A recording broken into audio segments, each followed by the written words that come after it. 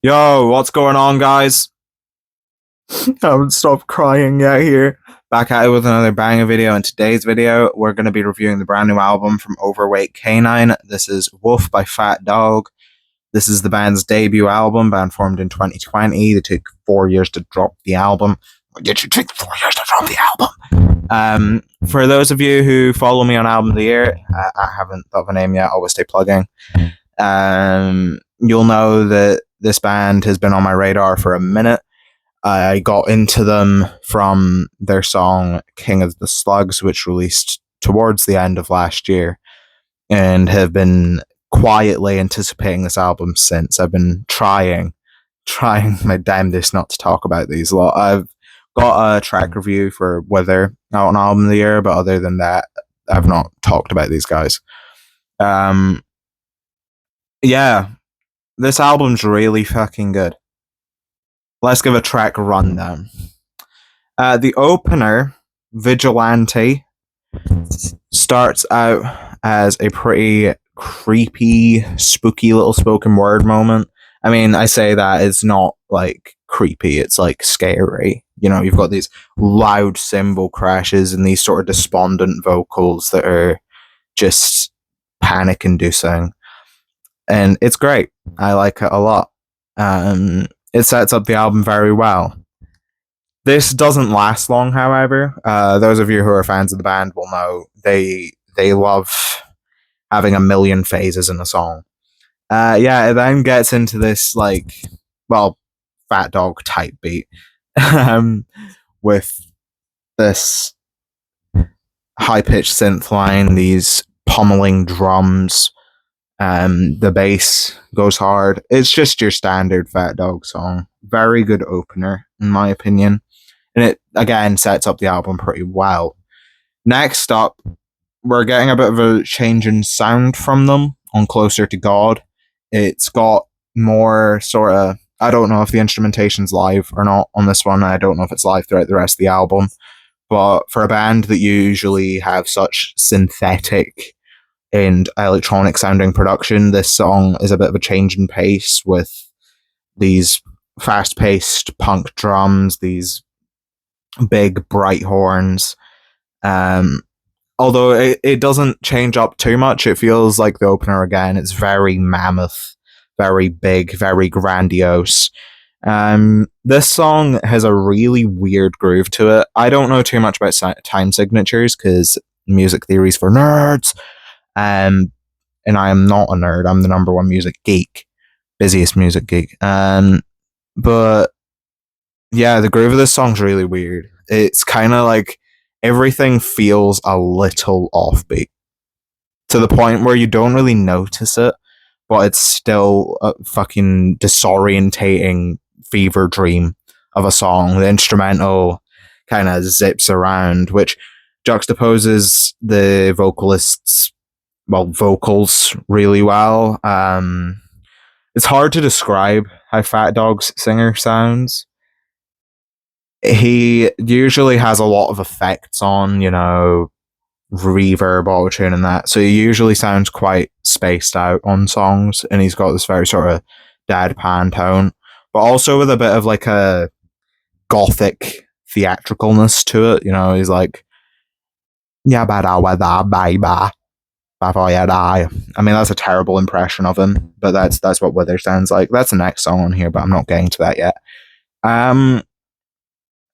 But yeah, it's just a very big song. It almost feels a bit crushing to an extent. Next up, we've got Wither, which was the fifth and final single from the album before it came out. That's one thing. First criticism of the album, and it's the most privileged criticism you could have. We have 9 tracks and 33 minutes of material on here, although the last song is like a weird spoken word thingy. So in actuality, it's like an 8-track album. 5 of them were released as singles. I get 100% they're an up-and-coming band, so you're going to want to put out a lot of material in an attempt to get that big smash, obviously. Just kind of sucks that I heard half the album before it came out. I mean, to counter that, the album, every single time I listen to this thing, it feels like a first listen, because it's such a thrilling experience. But yeah. Did I mention that Closer to God transitions into Wither really fucking well? Wither, like, it doesn't bother with the intros or whatever that the other two songs had. No, it has this like quick drum fill and then bang, you're into the song. Uh, you've got this bass line that's just like It's almost like techno-y. It's weird. It's like up and down. You've got these fast-paced but sequenced, punchy drums, and it in contrast with the sort of, I wouldn't say low energy, but like the kind of droning vocals, it works so well. You then get this like big sort of like interlude where it's like a deathbed sound, the beep, beep, beep, before it comes in again full throttle and the vocals are now screamed and yelled, and it's just amazing. There's also more sort of synths coming on because at first this song is very sort of simple in composition, whereas when it goes on, it builds up. I mean, that's how a fucking song works, but still, the structure of this song is really interesting. You got a few atmospheric moments, which aren't exactly like breathers. They're more like noisy breaks from dancing, I guess. You're not to it. You're more like, my ears. No, you're like that if you're a snowflake. Like, no, these. Oh, shut up. My fat dog's barking right now. Yeah, what was I saying? Yeah, they're very sort of, again, mammoth. The production on this thing is dense as fuck. So much noise, so much low end. It's perfect. This builds up to, if you guessed it, EBM banger. What do you think it's building up to? A fucking sax solo. Like, it's crazy. It's like the absolute euphoria of it is insane, and it works as well. With that kind of thing, it risks feeling gimmicky. This album doesn't do that. This album feels very intentional with the way it sounds, and it's just amazing. Next up, I was talking about breathers. We kind of needed one after how much energy was in the first three songs. Clowns is a bit of an interlude. It starts out with this like arpeggiating synth line, and the auto-tune on the vocals on this one's a lot stronger. You get this really beautiful song out of it though, with these strings coming in that are reminiscent of another song on the album that we'll talk about later. There's this synth pad that comes in. It's got so much reverb on it that it kind of creates its own texture. And then this leads into a sneaky little piano, which leads into King of the Slugs. This was the album's lead single and also Fat Dog's first single. It came 3 years into the band existing, and I'm glad they waited that long to put out their first song because holy shit, this thing sold me. Let me put you in a bit of a... Let me give you some imagery right now. I was listening to an album. I can't remember what album. It was back in like February of this year, I think. Because it was when All the Same was out too. Yeah, I can't remember. And it had this playlist under it. I can't remember what that was called either. Because it was so long ago. And then so I clicked on it, and obviously Spotify has like pictures of the artists, and I saw this ragtag band of weirdos, and I was like, sure, Fat Dog. That sounds like a silly band. I'm gonna stream them because they seem silly. The shock on my face when this song happened, it's thrilling, like the opening tracks, but it's also a bit like terrifying and surrealist. Um, just if the vocals were controlled on the other songs, they're not on this one. They're absolutely unhinged. The way he just quickly ramps up between these normal, kind of low pitched, drony tones and then these like screams, but they sound more like screams for help, you know, with rock music. This isn't really rock, it's more punk, but still, I'm not getting into pedantics right now. With rock music, obviously, you do kind of expect a bit of but sorry, I've not worked out how to like guard this thing yet, so that probably sounded really distorted and horrible. Just like this song, but in an amazing way. You know, with rock, you kind of expect these screams, but they're very sort of controlled. This guy doesn't play by that rule.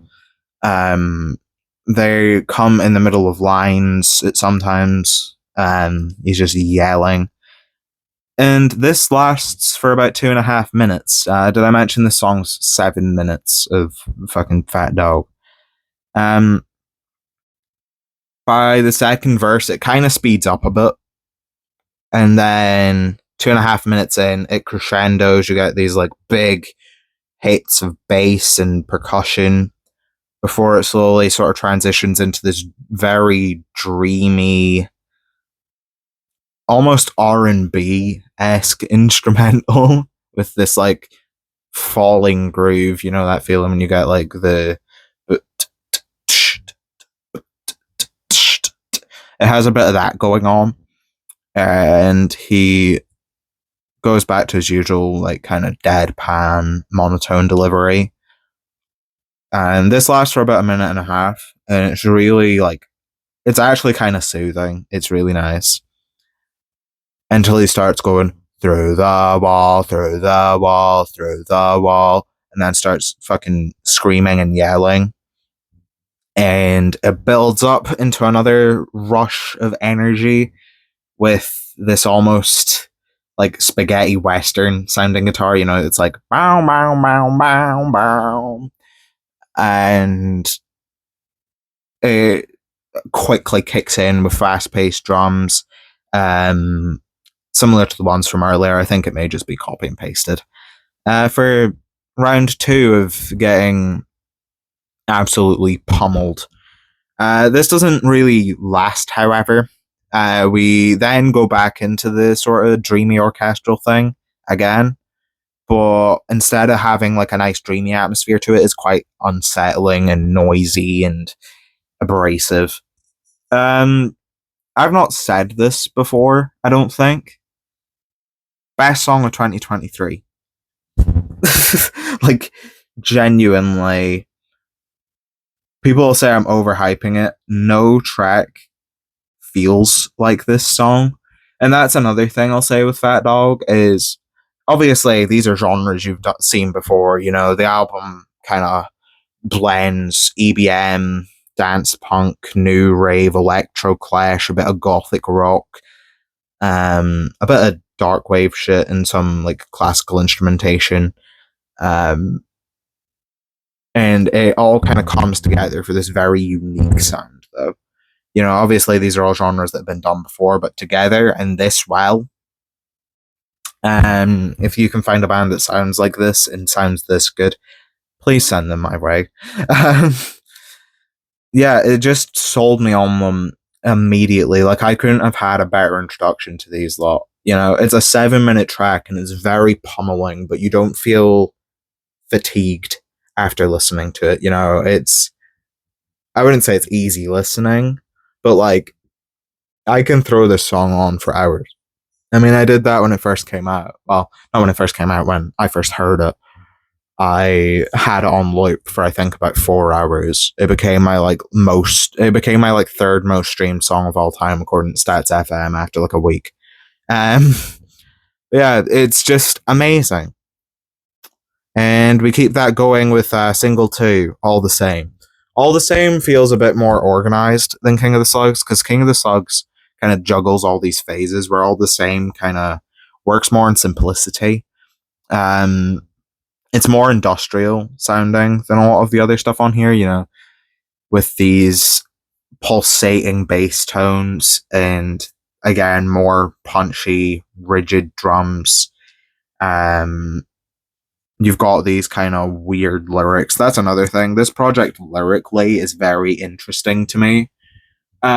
It doesn't. I've not really worked it out yet, still, and I listen to these songs all the time. You know, it's so caked in metaphor and surrealist comedy that it just kind of makes no sense. But it makes no sense in the perfect kind of disorientating way. And even if the lyrics mean nothing, this song fucking bangs. You've got this very sort of catchy, repetitive refrain. Yeah, they're all the same to me. And the instrumental kind of skips and kicks in a few times. It's really nice. You get this kind of textured atmospheric section that you're probably sick of hearing me talk about at this point. Um, before it, this club ready synth line comes in, like screeching over the top of the track. It's fucking amazing.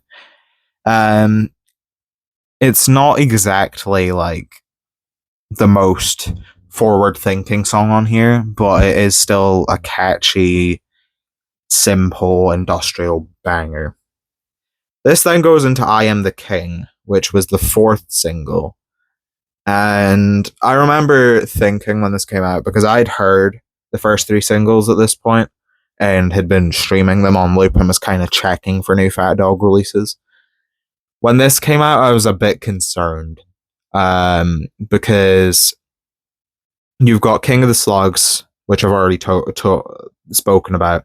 Um, all the same, absolute banger. Another one which we're gonna get onto in a minute. Best believe I'm gonna get onto that one. Um, and then you got this, which is completely a shift in sound. I mean, King of the Slugs and All the Same both sound very different, but they have similar levels of energy to them, and they both go hard. So my shock when this kind of slow, sluggish, orchestral interlude track came out as a single, I was worried. I love it now. It's grown on me so much. Like, for an interlude track, I was like spinning this shit back to back to back to back to back over and over again. It's honestly beautiful. Like, it's a moment of euphoria within the album. Um, you've got this chorus, this like repeated chorus, I am the king, I am the king, over and over again. And it's backed by these big, grand choir vocals, these beautiful string ensembles. How a fucking EBM band managed to pull such amazing classical instrumentation throughout this album is insane. It kind of loops over and over again before you get this verse where he's talking about fucking Karate Kid 2. It's funny as fuck. But like, you know, you don't like pick up on the fact it's funny until after the song because you're just so enamored with this amazing soundscape. Um, but yeah, I love this song. You'll see it in time. No, it is. It feels very climactic. And speaking of climactic, we're at the climax of the album. Single 3. This is the one everyone's gassing up. This is the one you've heard about. Your fucking grandma did Fent and listened to this song. Running. Holy shit. Um, If I wasn't already sold by King of the Slugs and All the Same, this song did it for me. Probably the most thrilling song on the album, and I mean more thrilling than Wither, more thrilling than Closer to God, more thrilling than King of the Slugs. It's amazing.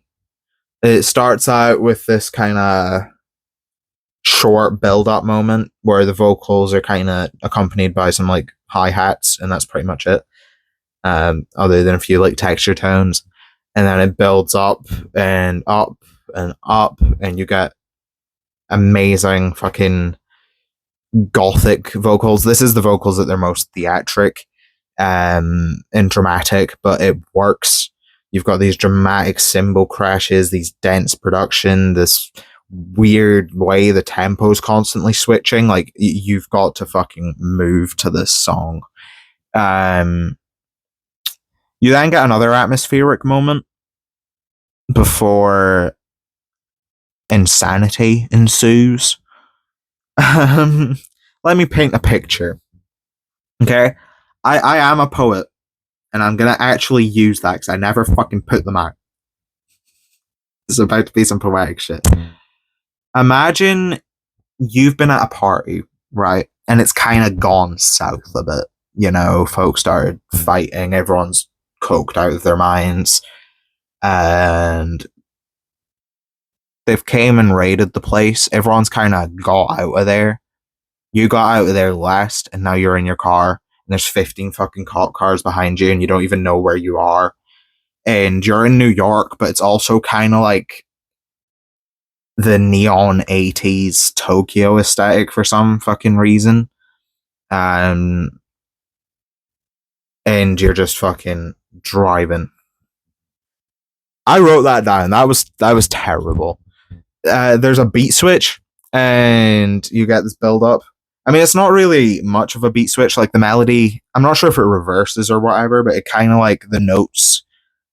It's the same instrument but different notes, and you get running, running, running, running, running, and it kind of drills into your mind, and then boom, euphoric drop, craziest moment of the album. Best part of any song of the fucking year, because this shit's song of the year. Yeah, there's two song of the years on this thing. It's the peak of the chase, if you will. It feels like fucking paranoia perfectly. This album feels like when you've drank too much coffee, but you're not quite in the period where you've got energy yet. You're just kind of jittering and paranoid and kind of derealizing a bit. This album kind of encapsulates that feeling a lot. You know,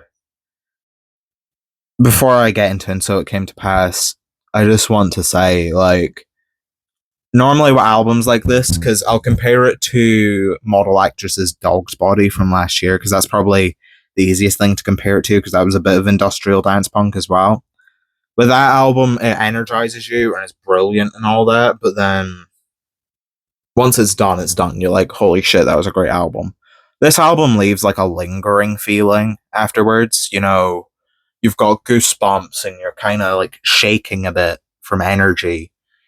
I had a meeting earlier that I really don't fucking want to go to. This album was the perfect way to energize myself for it. It was perfect. And then you get, and so it came to pass. And so it came to pass. This album's amazing. Which again, it's under a minute and it works as an interlude outro moment. It's spoken word, and there's this like kind of glitchy noise backing it. This band really sells the spoken word thing though. Like I was a bit worried that the spoken word moments would kind of suck on this album, but they managed to do it without it coming off pretentious. And honestly, this adds a lot to the album. I think Running would have made an amazing closer, and the album wouldn't be worse off without this song, but it still works really well as a closer. And the weird sort of, again, out of pocket lyricism kind of shines through again on this one.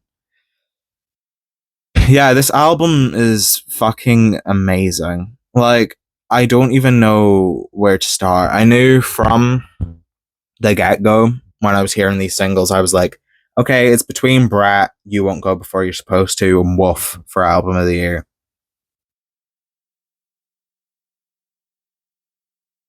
And that's why I'm feeling a 10. Wolf by Fat Dog is a 10. First 10 I've gave out since fucking Twin Fantasy, the 2018 version. I can't remember which one that is. I think is it Face to Face or Mirror to Mirror? I don't know. Since that album, 6 years, we've finally got our fucking 10, boys. This album is electric. And it only has, at the time of recording, like 54 reviews on Album of the Year. Go stream this thing. It feels like listening to punk music for the first time again. You know? It's amazing. And other than that, I don't have too much to say. So that's going to be this video. Thank you so much for watching. Leave a like if you liked. Comment down below your thoughts on the album, your favorite tracks, and all that shit. Let me know about the audio because, again, I'm recording with a mic and I don't know what I'm doing. I'm pretty sure I've been shining a green light in your eyes this whole time. I'm so sorry. Please do consider subscribing to the channel for more music discussion, album reviews, album reactions, that kind of thing. I'm basically like, if like Anthony Fantano and Brad Taste in Music did a fusion dance, but instead of making them stronger, made them like an annoying guy who wears sunglasses. That's what I do. But yeah, thank you so much for watching. I hope you enjoyed, and goodbye. Go stream it.